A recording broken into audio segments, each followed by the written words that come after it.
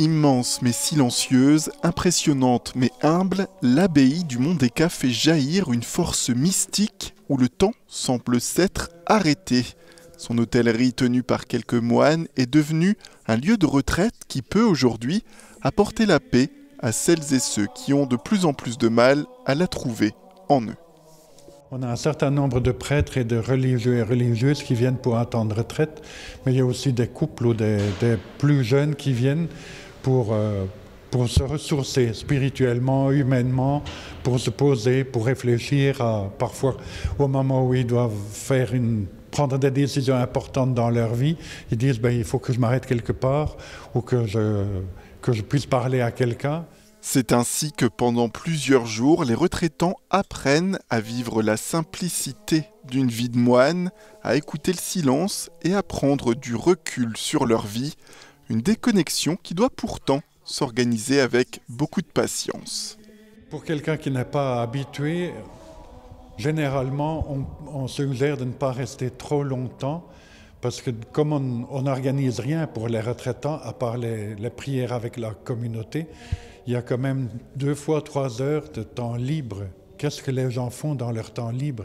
Comment ils peuvent habiter leur temps libre ici, à part faire de la lecture, se promener et aussi rencontrer un moine. Donc nous sommes 3 frères ici à l'hôtellerie qui sont là pour accueillir les gens, pour les écouter et puis pour les aider à voir où ils en sont, où ils veulent aller et puis les aider à voir clair, quoi. Parmi les retraitants, l'une est venue 10 jours à l'abbaye du Mont-des-Cats.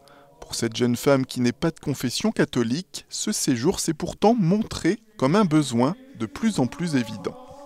Il y a des moments, des espèces de moments clés dans la vie où on ne sait pas forcément comment prendre une décision et il y a une souffrance qui se manifeste et que je pense que là, en ce qui me concerne, c'était une humilité de dire mais j'y arrive pas toute seule.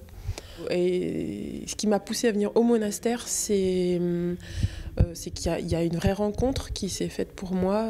Tous les jours, il y a un message, tous les jours, il y a quelque chose de nouveau, une transformation tous les jours. Donc j'avais besoin d'être accompagnée, oui, de parler.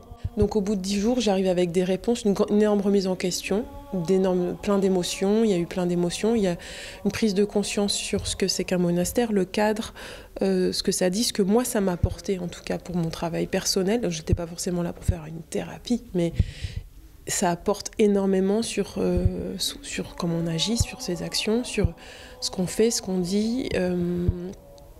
Voilà, c'est d'une richesse infinie.